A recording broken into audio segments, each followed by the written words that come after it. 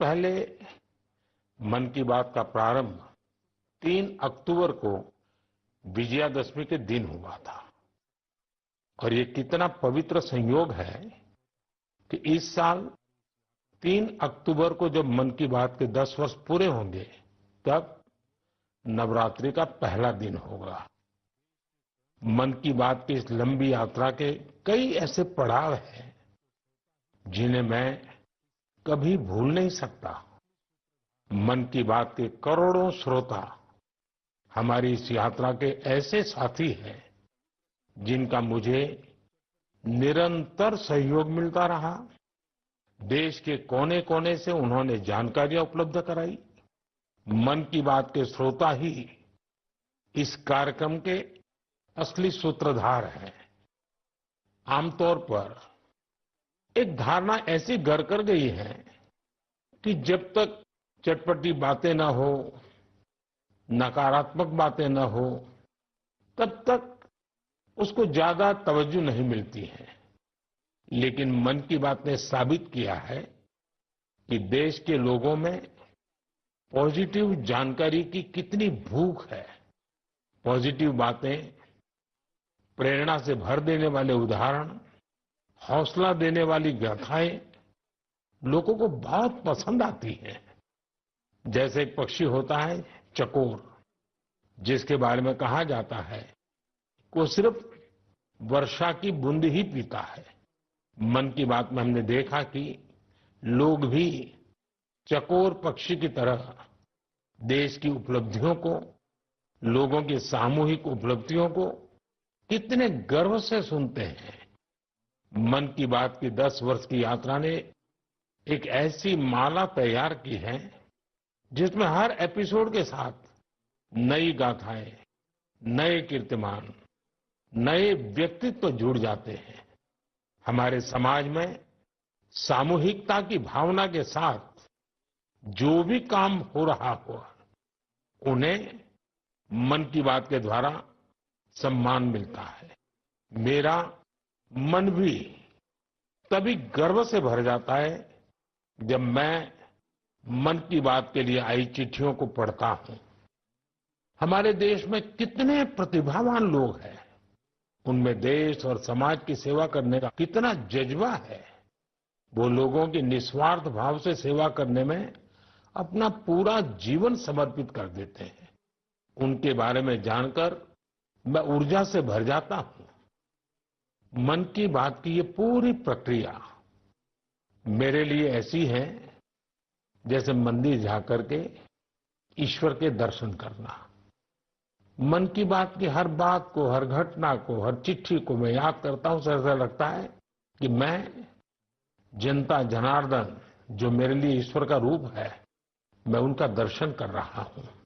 साथियों, मैं आज दूरदर्शन, प्रसार भारती और ऑल इंडिया रेडियो से जुड़े सभी लोगों की भी सराहना करूंगा।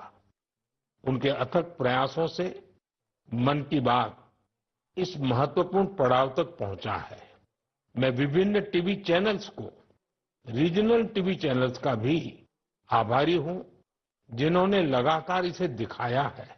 मन की बात के द्वारा हमने जिन मुद्दों को उठाया, उन्हें लेकर कई मीडिया हाउसेज ने मुहिम भी चलाई। मैं प्रिंट मीडिया को भी धन्यवाद देता हूं कि उन्होंने इसे घर घर तक पहुंचाया। मैं उन यूट्यूबर्स को भी धन्यवाद दूंगा जिन्होंने मन की बात पर अनेक कार्यक्रम किए। इस कार्यक्रम को देश की 22 भाषाओं के साथ 12 विदेशी भाषाओं में भी सुना जा सकता है। मुझे अच्छा लगता है जब लोग ये कहते हैं कि उन्होंने मन की बात कार्यक्रम को अपनी स्थानीय भाषा में सुना। आप में से बहुत से लोगों को ये पता होगा कि मन की बात कार्यक्रम पर आधारित एक क्विज कंपटीशन भी चल रहा है जिसमें कोई भी व्यक्ति हिस्सा ले सकता है। mygov.in पर जाकर आप इस कंपटीशन में हिस्सा ले सकते हैं और इनाम भी जीत सकते हैं। आज इस महत्वपूर्ण पड़ाव पर मैं एक बार फिर आप सबसे आशीर्वाद मांगता हूं। पवित्र मन और पूर्ण समर्पण भाव से मैं इसी तरह भारत के लोगों की महानता के गीत गाता रहूं। देश की सामूहिक शक्ति को हम सब इसी तरह सेलिब्रेट करते रहें। यही मेरी ईश्वर से प्रार्थना है, जनता जनार्दन से प्रार्थना है। मेरे प्यारे देशवासियों, पिछले कुछ सप्ताह से देश के अलग अलग हिस्सों में जबरदस्त बारिश हो रही है। बारिश का ये मौसम हमें याद दिलाता है कि जल संरक्षण कितना जरूरी है, पानी बचाना कितना जरूरी है। बारिश के दिनों में बचाया गया पानी जल संकट के महीनों में बहुत मदद करता है और यही कैच द रेन जैसे अभियानों की भावना है। मुझे खुशी है कि पानी के संरक्षण को लेकर कई लोग नई पहल कर रहे हैं। ऐसा ही एक प्रयास उत्तर प्रदेश के झांसी में देखने को मिला है। आप जानते ही हैं कि झांसी बुंदेलखंड में है, जिसकी पहचान पानी की किल्लत से जुड़ी हुई है। यहां झांसी में कुछ महिलाओं ने गुरारी नदी को नया जीवन दिया है। ये महिलाएं सेल्फ हेल्प ग्रुप से जुड़ी हैं और उन्होंने जल सहेली बनकर इस अभियान का नेतृत्व किया है। इन महिलाओं ने मृतप्राय हो चुकी गुरारी नदी को जिस तरह से बचाया है, उसकी किसी ने कल्पना भी नहीं की होगी। इन जल सहेलियों ने बोरियों में बालू भरकर चेकडैम तैयार किया, बारिश का पानी बर्बाद होने से रोका और नदी को पानी से लबालब कर दिया। इन महिलाओं ने सैकड़ों जलाशयों के निर्माण और उनके रिवाइवल में भी बढ़ चढ़कर हाथ बटाया है। इससे इस क्षेत्र के लोगों की पानी की समस्या तो दूर हुई ही है, उनके चेहरों पर खुशियां भी लौट आई हैं। साथियों, कहीं नारी शक्ति जल शक्ति को बढ़ाती है तो कहीं जल शक्ति भी नारी शक्ति को मजबूत करती है। मुझे मध्य प्रदेश के दो बड़े ही प्रेरणादायी प्रयासों की जानकारी मिली है। यहां डिंडोरी के रायपुरा गांव में एक बड़े तालाब के निर्माण से भूजल स्तर काफी बढ़ गया है। इसका फायदा इस गांव की महिलाओं को मिला। यहां शारदा आजीविका स्वयं सहायता समूह, इससे जुड़ी महिलाओं को मछली पालन का नया व्यवसाय भी मिल गया। इन महिलाओं ने फिश पार्लर भी शुरू किया है, जहां होने वाली मछलियों की बिक्री से उनकी आय भी बढ़ रही है। मध्य प्रदेश के छतरपुर में भी महिलाओं का प्रयास बहुत सराहनीय है। यहां के खौब गांव का बड़ा तालाब जब सूखने लगा तो महिलाओं ने इसे पुनर्जीवित करने का बीड़ा उठाया। हरी बगिया स्वयं सहायता समूह की इन महिलाओं ने तालाब से बड़ी मात्रा में गाद निकाली। तालाब से जो गाद निकली उसका उपयोग उन्होंने बंजर जमीन पर फूड फॉरेस्ट तैयार करने के लिए किया। इन महिलाओं की मेहनत से न सिर्फ तालाब में खूब पानी भर गया, बल्कि फसलों की उपज भी काफी बढ़ी है। देश के कोने कोने में हो रहे जल संरक्षण के ऐसे प्रयास पानी के संकट से निपटने में बहुत मददगार साबित होने वाले हैं। मुझे पूरा भरोसा है कि आप भी अपने आसपास हो रहे ऐसे प्रयासों से जरूर जुड़ेंगे। मेरे प्यारे देशवासियों, उत्तराखंड के उत्तरकाशी में एक सीमावर्ती गांव है जाला। यहां के युवाओं ने अपने गांव को स्वच्छ रखने के लिए एक खास पहल शुरू की है। वे अपने गांव में धन्यवाद प्रकृति या कहें थैंक यू नेचर अभियान चला रहे हैं। इसके तहत गांव में रोजाना 2 घंटे सफाई की जाती है। गांव की गलियों में बिखरे हुए कूड़े को समेटकर उसे गांव के बाहर तय जगह पर डाला जाता है। इससे जाला गांव भी स्वच्छ हो रहा है और लोग जागरूक भी हो रहे हैं। आप सोचिए, अगर ऐसे ही हर गांव, हर गली, हर मोहल्ला अपने यहाँ ऐसा ही थैंक यू अभियान शुरू कर दे तो कितना बड़ा परिवर्तन आ सकता है। साथियों, स्वच्छता को लेकर पुडुचेरी के समुद्र तट पर भी जबरदस्त मुहिम चलाई जा रही है। यहाँ रम्या जी नाम की महिला माहे म्युनिसिपैलिटी और इसके आसपास के क्षेत्र के युवाओं की एक टीम का नेतृत्व कर रही है। इस टीम के लोग अपने प्रयासों से माहे एरिया और खासकर वहां के बीचेज को पूरी तरह साफ सुथरा बना रहे हैं। साथियों, मैंने यहां सिर्फ 2 प्रयासों की चर्चा की है, लेकिन हम आसपास देखें तो पाएंगे कि देश के हर किस हिस्से में स्वच्छता को लेकर कोई न कोई अनोखा प्रयास जरूर चल रहा है। कुछ ही दिन बाद आने वाले 2 अक्टूबर को स्वच्छ भारत मिशन के 10 साल पूरे हो रहे हैं। ये अवसर उन लोगों के अभिनंदन का है जिन्होंने इसे भारतीय इतिहास का इतना बड़ा जन आंदोलन बना दिया। ये महात्मा गांधी जी को भी सच्ची श्रद्धांजलि है, जो जीवन पर्यंत इस उद्देश्य के लिए समर्पित रहे। साथियों, आज ये स्वच्छ भारत मिशन की ही सफलता है कि वेस्ट टू वेल्थ का मंत्र लोगों में लोकप्रिय हो रहा है। लोग रिड्यूस, रीयूज और रिसाइकल पर बात करने लगे हैं, उसके उदाहरण देने लगे हैं। अब जैसे मुझे केरला में कोझिकोड में एक शानदार प्रयास के बारे में पता चला। यहाँ 74 ईयर के सुब्रमण्यम जी 23,000 से अधिक कुर्सियों की मरम्मत करके उन्हें दोबारा काम लायक बना चुके हैं।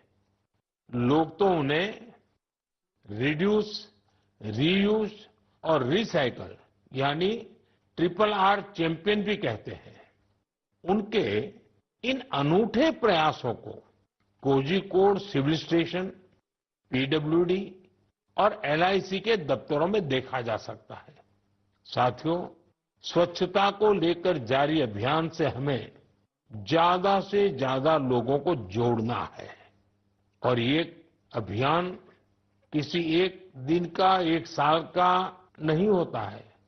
ये युगों युगों तक निरंतर करने वाला काम है। ये जब तक हमारा स्वभाव बन जाए स्वच्छता, तब तक करने का काम है। मेरा आप सबसे आग्रह है कि आप भी अपने परिवार, दोस्तों, पड़ोसियों या सहकर्मियों के साथ मिलकर स्वच्छता अभियान में हिस्सा जरूर लें। मैं एक बार फिर स्वच्छ भारत मिशन की सफलता पर आप सभी को बधाई देता हूं। मेरे प्यारे देशवासियों, हम सभी को अपनी विरासत पर बहुत गर्व है और मैं तो हमेशा कहता हूं, विकास भी, विरासत भी। यही वजह है कि मुझे हाल की अपनी अमेरिका यात्रा के एक खास पहलू को लेकर बहुत सारे संदेश मिल रहे हैं। एक बार फिर हमारी प्राचीन कलाकृतियों की वापसी को लेकर बहुत चर्चा हो रही है। मैं इसे लेकर आप सबकी भावनाओं को समझ सकता हूं और मन की बात के श्रोताओं को भी इस बारे में बताना चाहता हूं। साथियों, अमेरिका की मेरी यात्रा के दौरान अमेरिकी सरकार ने भारत को करीब 300 प्राचीन कलाकृतियों को वापस लौटाया है। अमेरिका के राष्ट्रपति बाइडेन ने पूरा अपनापन दिखाते हुए डेलावेयर के अपने निजी आवास में इनमें से कुछ कलाकृतियों को मुझे दिखाया। लौटाई गई कलाकृतियां टेराकोटा, स्टोन, हाथी के दांत, लकड़ी, तांबा और कांसे जैसी चीजों से बनी हुई है। इनमें से कई तो 4000 साल पुरानी है। 4000 साल पुरानी कलाकृतियों से लेकर 19वीं सदी तक की कलाकृतियों को अमेरिका ने वापस किया है। इनमें फूलदान, देवी देवताओं की टेराकोटा पट्टिकाएं, जैन तीर्थंकरों की प्रतिमाओं के अलावा भगवान बुद्ध और भगवान श्री कृष्ण की मूर्तियां भी शामिल है। लौटाई गई चीजों में पशुओं की कई आकृतियां भी हैं। पुरुष और महिलाओं की आकृतियों वाली जम्मू कश्मीर की टेराकोटा टाइल्स तो बेहद ही दिलचस्प है। इनमें कांसे से बनी भगवान श्री गणेश जी की प्रतिमाएं भी हैं, जो दक्षिण भारत की हैं। वापस की गई चीजों में बड़ी संख्या में भगवान विष्णु की तस्वीरें भी हैं। ये मुख्य रूप से उत्तर और दक्षिण भारत से जुड़ी हैं। इन कलाकृतियों को देखकर पता चलता है कि हमारे पूर्वज बारीकियों का कितना ध्यान रखते थे। कला को लेकर उनमें गजब की सूझबूझ थी। इनमें से बहुत सी कलाकृतियों को तस्करी और दूसरे अवैध तरीकों से देश के बाहर ले जाया गया था। यह गंभीर अपराध है। एक तरह से यह अपनी विरासत को खत्म करना जैसा है। लेकिन मुझे इस बात की बहुत खुशी है कि पिछले एक दशक में ऐसी कई कलाकृतियां और हमारी बहुत सारी प्राचीन धरोहरों की घर वापसी हुई है। इस दिशा में आज भारत कई देशों के साथ मिलकर काम भी कर रहा है। मुझे विश्वास है, जब हम अपनी विरासत पर गर्व करते हैं तो दुनिया भी उसका सम्मान करती है। और उसी का नतीजा है कि आज विश्व के कई देश हमारे यहां से गई हुई ऐसी कलाकृतियों को हमें वापस दे रहे हैं। मेरे प्यारे साथियों, अगर मैं पूछूं कि कोई बच्चा कौन सी भाषा सबसे आसानी से और जल्दी सीखता है, तो आपका जवाब होगा मातृभाषा।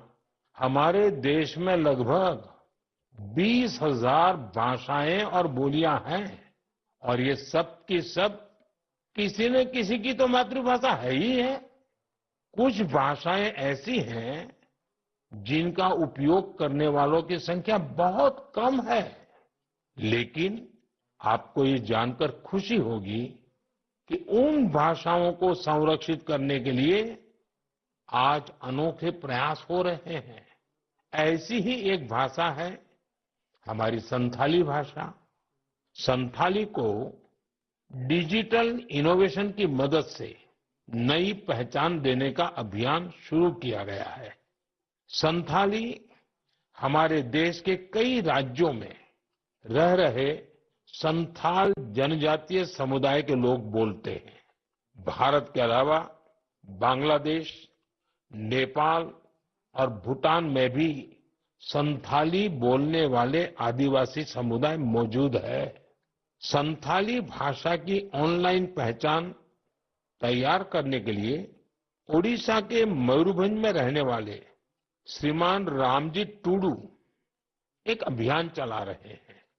रामजीत जी ने एक ऐसा डिजिटल प्लेटफॉर्म तैयार किया है जहां संथाली भाषा से जुड़े साहित्य को पढ़ा जा सकता है और संथाली भाषा में लिखा जा सकता है। दरअसल कुछ साल पहले जब रामजीत जी ने मोबाइल फोन का इस्तेमाल शुरू किया तो इस बात से दुखी हुए कि वो अपनी मातृभाषा में संदेश नहीं दे सकते। इसके बाद वो संथाली भाषा की लिपि ओल्ड चिकी को टाइप करने की संभावनाएं तलाश करने लगे।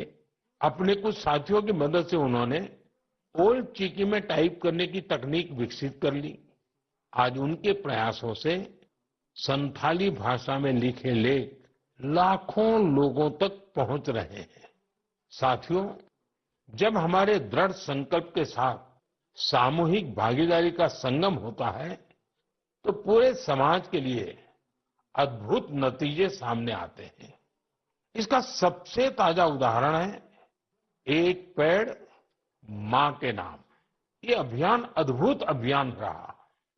जन भागीदारी का ऐसा उदाहरण वाकई बहुत प्रेरित करने वाला है। पर्यावरण संरक्षण को लेकर शुरू किए गए इस अभियान में देश के कोने कोने में लोगों ने कमाल कर दिखाया है। उत्तर प्रदेश, गुजरात, मध्य प्रदेश, राजस्थान और तेलंगाना ने लक्ष्य से अधिक संख्या में पौधारोपण कर नया रिकॉर्ड बनाया है। इस अभियान के तहत उत्तर प्रदेश में 26 करोड़ से ज्यादा पौधे लगाए गए। गुजरात के लोगों ने 15 करोड़ से ज्यादा पौधे रोपे। राजस्थान में केवल अगस्त महीने में ही 6 करोड़ से अधिक पौधे लगाए गए हैं। देश के हजारों स्कूल भी इस अभियान में जोर शोर से हिस्सा ले रहे हैं।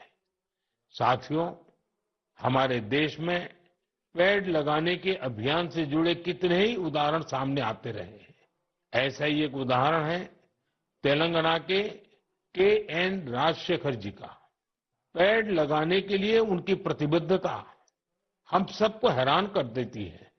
करीब 4 साल पहले उन्होंने पेड़ लगाने की मुहिम शुरू की। उन्होंने तय किया कि हर रोज एक पेड़ जरूर लगाएंगे।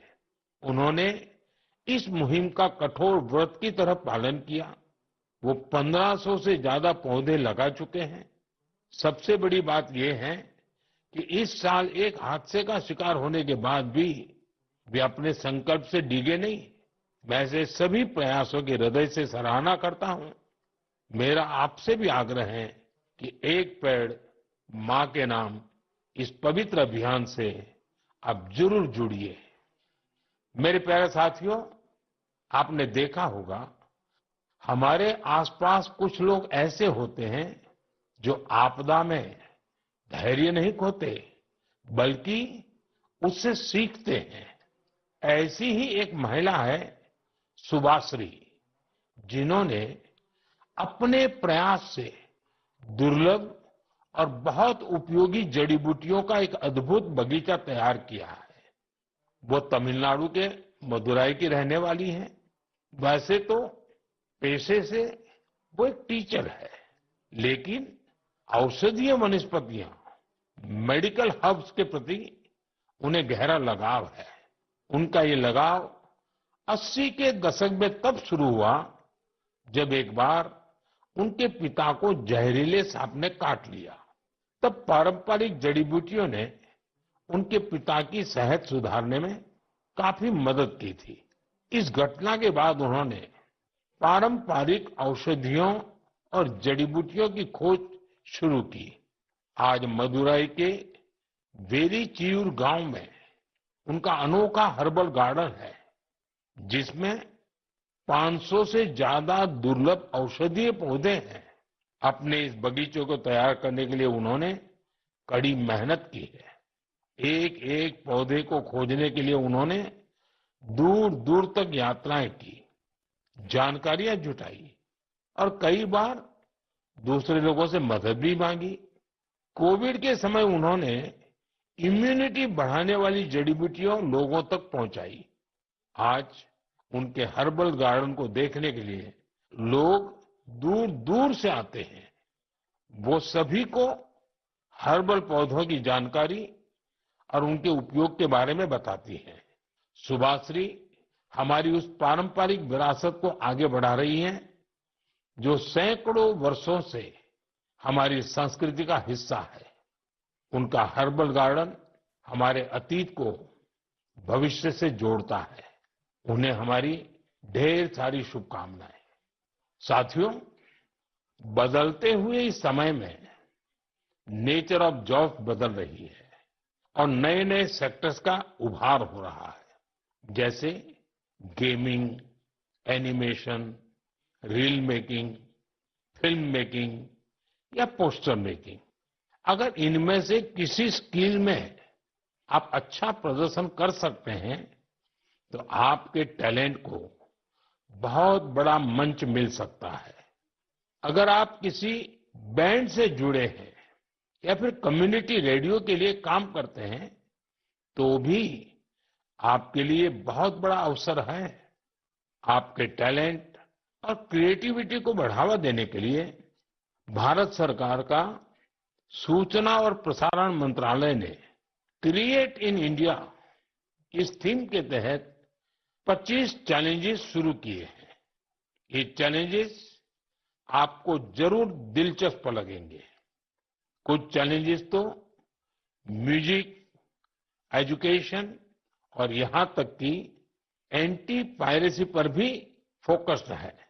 इस आयोजन में कई सारे प्रोफेशनल ऑर्गेनाइजेशन भी शामिल हैं, जो इन चैलेंजेस को अपना पूरा सपोर्ट दे रहे हैं। इनमें शामिल होने के लिए आप wavesindia.org पर लॉग इन कर सकते हैं।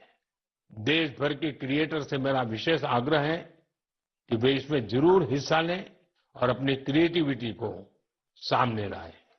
मेरे प्यारे देशवासियों, इस महीने एक और महत्वपूर्ण अभियान के 10 साल पूरे हुए हैं। इस अभियान की सफलता में देश के बड़े उद्योगों से लेकर छोटे दुकानदारों तक का योगदान शामिल है। मैं बात कर रहा हूं मेक इन इंडिया की। आज मुझे ये देखकर बहुत खुशी मिलती है कि गरीब, मध्यम वर्ग और एमएसएमईज को इस अभियान से बहुत फायदा मिल रहा है। इस अभियान ने हर वर्ग के लोगों को अपना टैलेंट सामने लाने का अवसर दिया है। आज भारत मैन्युफैक्चरिंग का पावर हाउस बना है और देश की युवा शक्ति की वजह से दुनिया भर की नजरें हम पर है। ऑटोमोबाइल्स हो, टेक्सटाइल्स हो, एविएशन हो, इलेक्ट्रॉनिक्स हो या फिर डिफेंस, हर सेक्टर में देश का एक्सपोर्ट लगातार बढ़ रहा है।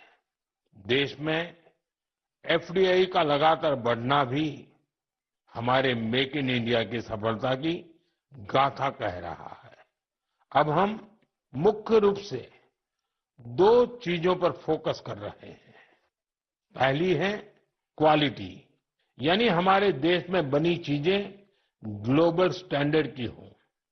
दूसरी है वोकल फॉर लोकल, यानी स्थानीय चीजों को ज्यादा से ज्यादा बढ़ावा मिले। मन की बात में हमने hashtag my product my pride की भी चर्चा की है।